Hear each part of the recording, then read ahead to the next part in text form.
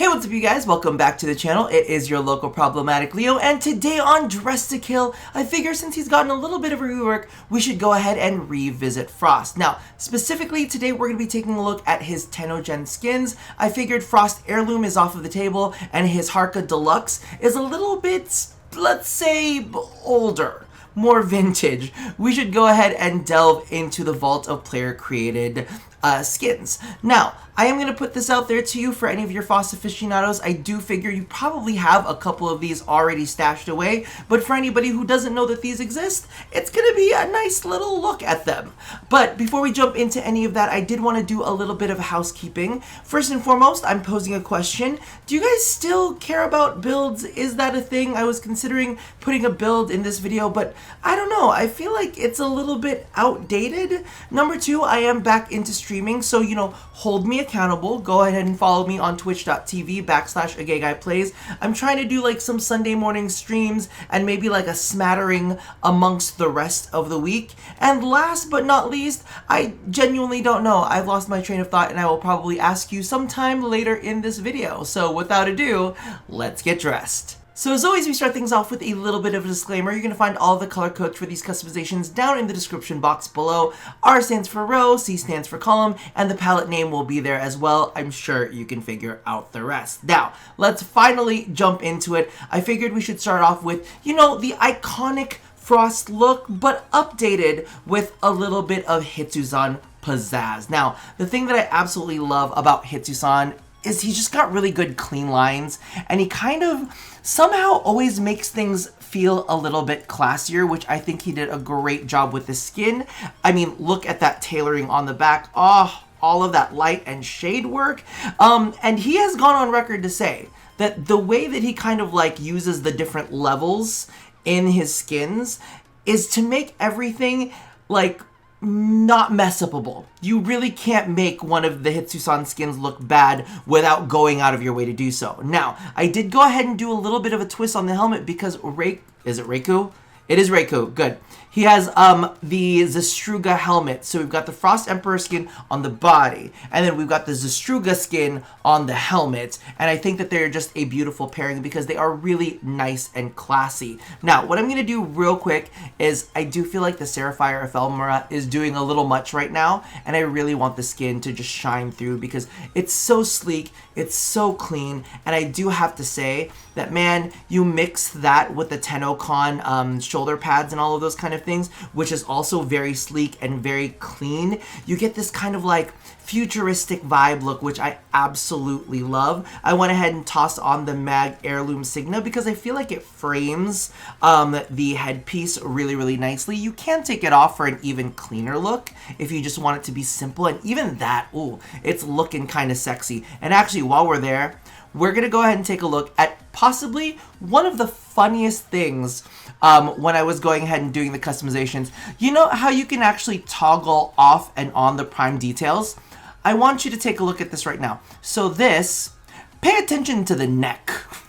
This little neck area right here. If you toggle on the prime detail, it slightly shifts the neck. This is how far we are going back when we take a look at primes. I do believe that Frost Prime was actually the Warframe that was like the first available prime that you could just grab normally as opposed to Excalibur Prime. But as you can see, you just toggle that back and forth. Boom, there is your prime detailing. I actually prefer it off, to be completely honest with you. Let's go ahead and toss that Signa back so I don't feel so bad anymore. There you go. We're back into his normal glory. Now, before I toss back on the Sapphire Ephemera, we are going to talk about his issue with Sandanas. Now, Frost has his own mini backpack right here, and if you notice, the Sandana that I'm actually using, actually it's another TennoGen. It's the Dual Volpi Sandana, and that's Volcavii and Lead 2012. Oh my god, it's so far back. But you can see what the attachment points are. They're actually on either side of his backpack, which is fantastic. However, you will find that for plenty of the Sandanas out there, they attach right on that backpack, and it leads to some really ugly things. So as you can see right here, if you turn it to the side, there's a massive gap right there. And I have to say, even even though I love my Officium, and yes, I did use Officium in one of the looks, there is like this weird, massive gap that's just like, ugh, and it really ruins a lot of Sayandanas for me. So I'm actually going to pinpoint a couple of the Sayandanas that I really do like on the different looks that we go ahead and jump into. Weirdly enough, a lot of them are fiery. So let's go ahead and back that up again. Go ahead and toss back on the ephemera. I did want to pinpoint one last thing. Let me make sure I get the right ephemera back on there. For this look is, this is actually not the correct animation set that I used from him. I actually think the Zevagoth Noble animation set is great for showing off looks, but historically, I have always put Mr. Frost into the Zephyr Noble animation set because it just looks chill. It just looks so laid back. It's not great for showing off looks, but it's absolutely fantastic if you just want to chill. So we're going to be equipping that on our way out to all of these frames, and you can just see that nice, relaxed little look right there. So let's go ahead and take a look at the next customization. I was going to call it a look again, but that's way too many looks in one sentence. This one I actually stumbled on, and it was just glorious. I think this is the newest of the TennoGen that we've got for him, which is the Frost Strigid skin, and this is purely by Reiku. I wanted to do something a little bit lighter, a little brighter, a little more illuminated, like really capturing the lights of the frostiness, but I needed an armor set, because here's the thing. A lot of the older frames, they just don't have enough like metallics on them. They don't have enough like twirly bits as a prime, you know? I mean, from what we've seen from previous primes onto the more modern primes, when you toggle those prime details, something happens. But when you toggle them on these primes, it's literally just a slight neck alteration. That's the biggest issue that I have with this. Now, Reiku does beautiful skins just on its own, but really what I wanted to highlight here was actually the armor pieces. I've actually went through, and I kind of almost want to do like a TennoGen haul video. Let me know if that's something that you guys would want to see. I think that was the third point that I forgot earlier, but let me know if that's something you guys are interested in. But if you look at the little bits of the armor on there, it's almost like a little pane of glass, maybe a little shard of ice, and I thought that it worked perfectly with Reiku's skin. It gives it, you know, he's got a little jaggediness right up here, but for the most part, it's really clean. Now, I can't even pronounce it because it's Krtr. There's too many consonants in one segment, but that's done by Kakarot and some numbers. So this is his kind of like owly, princey kind of look with some ice shards. And if you do look here, I did go ahead and put on the Officium, but I also, the only reason I really did end up using it is because I layered in the Gloriana ephemera, so it kind of gives multiple layers to what is known as the Space Dorito. So this is his nice little princely, dreamy look. No, actually, it's not dreamy, because I have one that's even more dreamy, which is going to be the last and final look, which I'm actually very, very excited about. So let's move on to C. So, wait. You know, we've got a light one, we've got a dark one. This one, I wanted to say this is the most colorful one of the bunch, but realistically, it's got some more color, but not too much. So here we are for the Frost Hisame skin, and this one I believe is by Malayu and AMO and some numbers, underscore and some numbers. This one, okay. I have to say a thing, and this is one of the things that I say to all of the TennoGen content creators. I don't even know if we still have all of our old TennoGen content creators anymore or not, but y'all gotta do some better jobs with your colorations, because I was not gonna pick up the skin. And I would have utterly regret. Look at how beautiful it is. Look at the beauteousness that is in this look, because I think it's absolutely gorgeous, and I would have never picked it up. If you see that little corner right there, that weird, like, almost like grimace looking blob, how you gonna sell me on a skin by looking like Grimace? Okay, get it together. So let's go ahead and take a look. I'm gonna take off the, what's he call this? The Protovire ephemera. You guys know I don't like going all the way with the ephemeras because I think they can be a little too much sometimes, but look at this skin. I didn't like how am I going to put this? Satiny?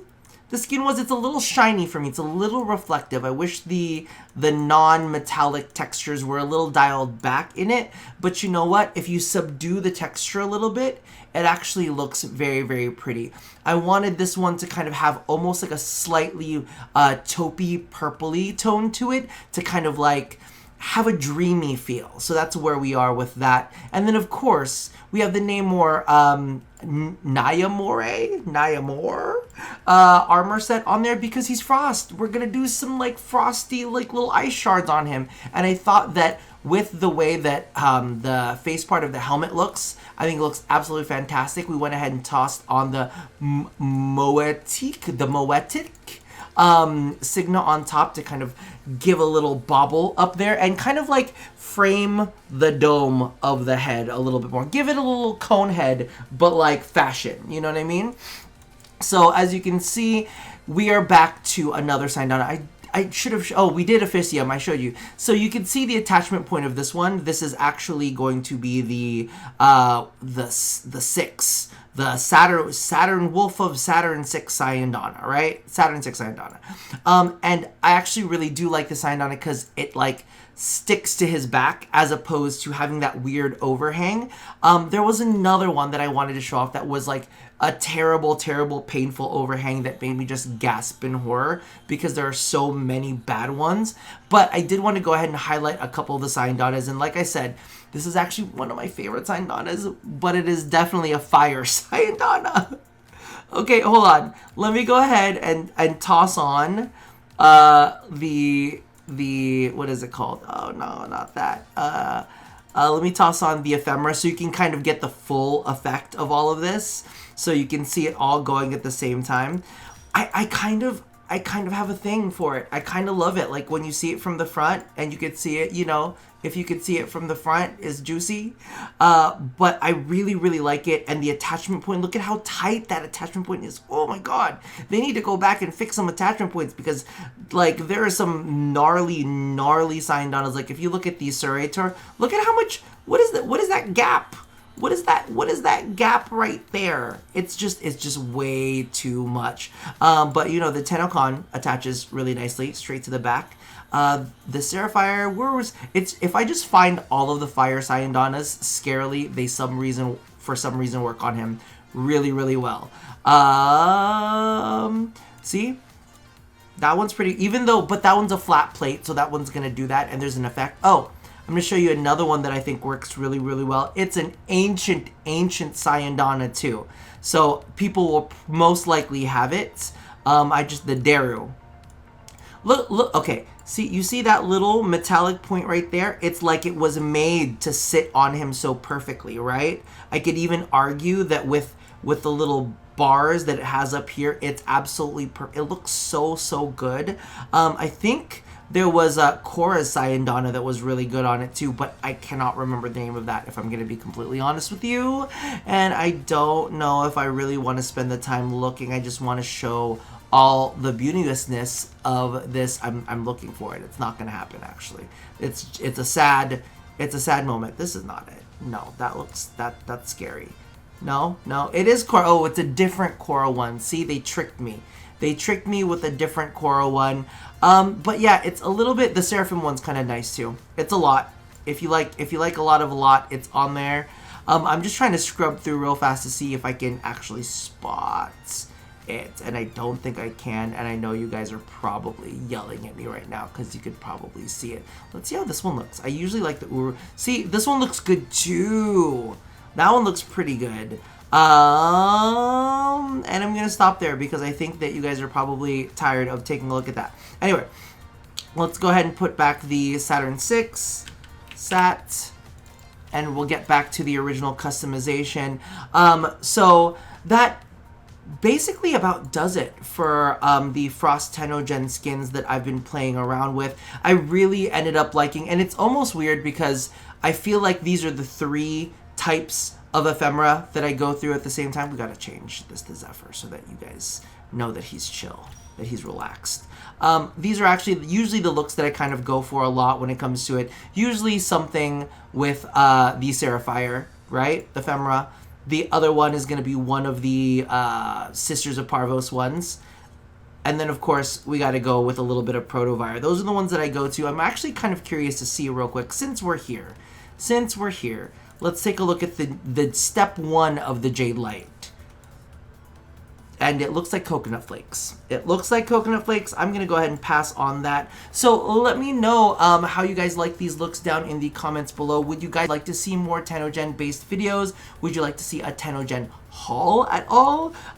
Maybe even give me a challenge skin to work off of. But that about does it for me for now. Listen, it's like midnight. So... and I'm exhausted from work. So as always, love somebody, hurt nobody, and touch your body. I'll see you guys next time. Bye-bye.